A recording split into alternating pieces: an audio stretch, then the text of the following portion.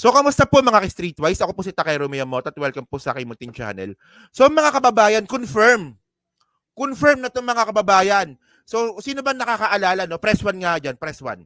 Sino nakakaalala sa binanggit nga po ni Trillanes na meron pong kinakausap ngayon ang ICC na mga retired at active na pulis? Di ba nabalita yan nung nakaraan? Di ba? So, sino ang nakakaalala ng balita po na yon? Na, ulitin ko lang ha, na may kinakausap po yung ICC na mga retired at active po na police regarding po sa Tokhang. So ayan, 'di ba? Maraming yan may mga nag-press 1 na, 'di ba? Yan. Kasi mga kababayan, ito lang no, mamaya na 'yan. Yan po ay galing po kay Trillanes. Ito. Po natin Senator. Yan po ay galing po kay Trillanes. So ito yung interview niya. Na meron daw pong 100 na police ang in-interview ng ICC. So sabi ng iba, sinungaling daw po si Trillanes, huwag kayong maniwala kay Trillanes, sabi ng iba. Sabi kasi may mga tao talagang hindi naniniwala kay Trillanes. So okay lang yan. 50 ba? 50, no? So panoorin na lang natin to, no? So yun mga kababayan, tinanggi po ito ng PNP. Di ba? Tinanggi ng PNP yan. Sabi ng PNP, wala namang ganun, walang ganun. Yun nga lang, umamin si Bato de la Rosa na totoo. Kasi meron siyang kilala na police na na-interview mismo ng ICC. Si de la Rosa mismo nagbanggit. At appointed siya ni Digong. Sabi ni de la Rosa, merong hudas na police na in-interview ng ICC para ilaglag sila. Para mas maganda mga kababayan, no, para sa hindi lang po nakakaalam, regarding kung po dyan sa sinabi nga po ni Trillanes noong nakaraang linggo, panoorin muna natin to. Okay? Sige. Ano ba? Yan. Okay. Senator, nakipag-ugnayan pa lang ba ang ICC dito po sa higit 50 pulis na sinasabi po ninyo o actual na po silang nakausap?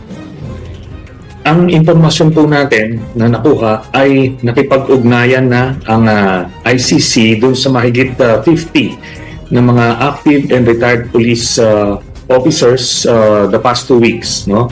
Yun po ang nakuha natin impormasyon. The past 2 weeks po, meron na po ba kayong, kasi po halo po ito, active and retired officials. May mga nakausap po ba kayo or kilalang nakipag-ugnayan na po sa kanila dito po sa 50 ito? Hindi po kasi pwedeng mapangalanan kasi manganganib po ang kanilang buhay dahil sila ngayon ay ma-identify na pwede silang maging testigo laban po kay Duterte. Kaya yun po yung confidentiality clause po nila. So wala po kayong nakakausap ni isa dito po sa 50 kung saan nakipag-ugnayan po ang ICC? Hindi po tayo pwede mag-comment sa ganyan mga tanong po. For their safety. Alright, pero meron po bang balita kayo or doon po sa nakukuha yung informasyon na talaga pong ito pong 50 ito ay willing pong makipag-cooperate po sa ICC? Nasa sa kanila po yan. Kung hindi po kasi sila mag-cooperate, meron ng ebidensya laban sa kanila. Implicated po sila. So ito po yung kanilang opportunity to exonerate themselves. Pagka hindi po sila sumagot dyan, ay magiging suspects po sila. At ganun po, pagka tuloy-tuloy po yung investigasyon na hindi nasasagot yung ebidensya laban sa kanila, eventually, ay may elevate po yung kanilang status at it may lead to an arrest warrant via Interpol. Okay, patuloy na natin doon. Okay. So sabi ni Gio Freeze, Tak, ano sa palagay mo? Nag-uusap kaya si PBB? Nag-uusap yan. At alam po yan ng kampo ng mga Duterte. Kaya nga galit na galit itong mga kampo ng Duterte kay Trillanes at kay PBBM kasi alam nilang nag-uusap yan. At sinabi rin po sa akin ng isang malapit po kay Trillanes na magkaibigan po talaga sa ngayon si PBBM at si Trillanes. Yung malapit po na tao kay Trillanes, di ba na-interview ko si Trillanes, di ba? Siyempre, hindi ko naman ma-interview si Trillanes nang walang nag-middleman. So, yung nag-middleman po na yon is nag-confirm sa akin na magkaibigan ngayon si PBBM at saka si Trillanes. So, kayo na lang po mag-analyze kung ito bang mga binabanggit ni Trillanes ay merong go signal ng presidente. Hindi ko sinasabing ganun pero kayo na lang po mag-analyze kasi ang daldal eh. Ang daldal ni dating Senador Trillanes eh. So ngayon mga kababayan, ito, balikan natin yan. Okay. Ito na. So ngayon, nung sinabi nga po ni dating Senador Trillanes, yung dyan po sa 50 na police, akala ko 150 pala, no? Dyan po sa 50 na police na kinakausap po ng ICC, may mga taong hindi naniwala. At sinabi rin po kasi, di ba? At sinabi rin po kasi ni PNP na hindi totoo yun. Yun nga lang, nag-confirm si Bato de la Rosa. Sabi ni Bato de la Rosa, ito yung balita from Abante, no? Sabi dito. Okay. O, De La Rosa, mga pulis, sinusuhulan na tumistigo sa ICC. So ngayon, so ibig sabihin ng totoo. 'Di ba? Ibig sabihin ng totoo yung sinabi ni Trillanes. Actually, kailan ba nagkamali si Trillanes? Ito lang kailan ba nagkamali si Trillanes regarding sa ICC? 'Di ba noong January, ang sabi ni Trillanes noong January, ay yung ICC nakapasok na. Nag-iimbestiga na sa Pilipinas. Walang naniwala nun. Yun pala, totoo pala yun. Nakapag-imbestiga na pala yung ICC nung December pa lang. Maraming di naniwala, yun pala totoo. Tapos nung sinabi ni Trillanes last week na mayroong 50 na pulis na kinakausap ng ICC, marami rin hindi naniwala. So ngayon, lumalabas ngayon na totoo pala. Kasi si Bato de la Rosa mismo may sabi na meron talaga na kinakausap ang ICC at ang bintang ni Bato de la Rosa sinusuhulan. So, sino nanunuhol? Si First Lady na naman. Lahat na lang binibintang ninyo sa First Lady. Langya talaga kayo, no? So, sabi dito, no? Isiniwalat ni Senador Bato de la Rosa na may isang grupo ang lumalapit sa mga aktibo at retiradong pulis na tumistigo sa International Criminal Court laban sa drug war ni dating Pangulong Rodrigo Duterte. Ayan ang problema sa inyo. Ginawa-gawa nyo yan. Ngayong binabalikan kayo, takot naman pala kayo. 'Di ba? Takot naman pala. Naalala ko lang no, natawa lang talaga ako kay Harry Roque mayroong interview si Harry Roque sa One News. Ewan ko lang kung napanood niyo 'yon. So si Mugato ata 'yon, si Mugato or si Ronald Llamas ata yung nagtanong noon. Sabi nung nagtanong kay Harry Roque, paano pag pumasok yung ICC? Papahuli ba si dating Pangulong Duterte? Sabi ni Harry Roque, hindi magpapahuli si dating Pangulong Duterte ng buhay. Kung mahuli nyo man siya, patay na. Sabi ni Harry Roque. 'Di ba? So, 'di ba? Parang ganoon, ang tapang, 'di ba? Tapos merong follow-up question. Si Ronald Llamas ata ng tanong noon kasi loko-loko 'yun Sabi ni Ronald Llamas, so paano kapag natuloy yung kaso ng ICC? Kayo ba yung magiging abogado ni Digong sa ICC? Sabi naman ni Harry Roque, ay oo, ako 'yun. Akala ko ba di magpapahuli ng buhay? Tapos, tatayo pa ng abogado si Harry Roque kapag inaresto si Digong.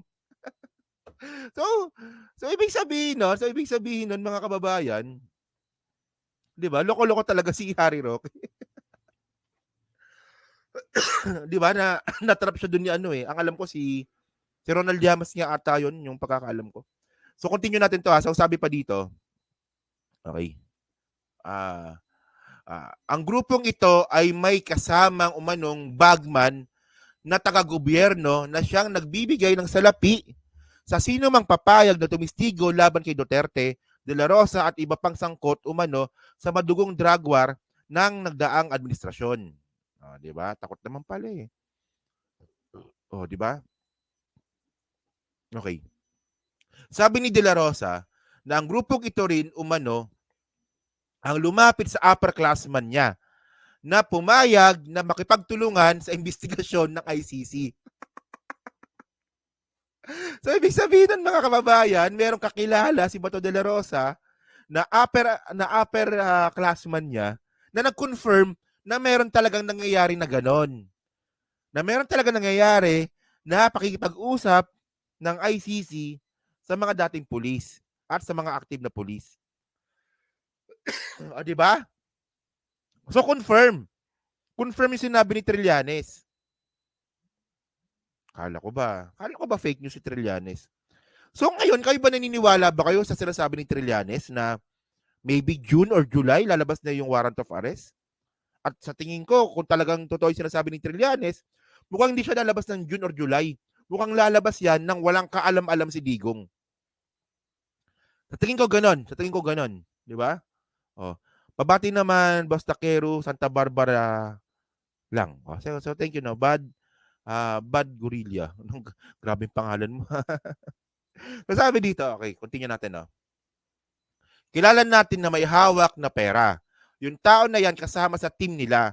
So baka pati yung mga upper class ko dahil nga siguro sa malaking bag na dala ng bagman na kasi nila, ang gulo naman ng sulat.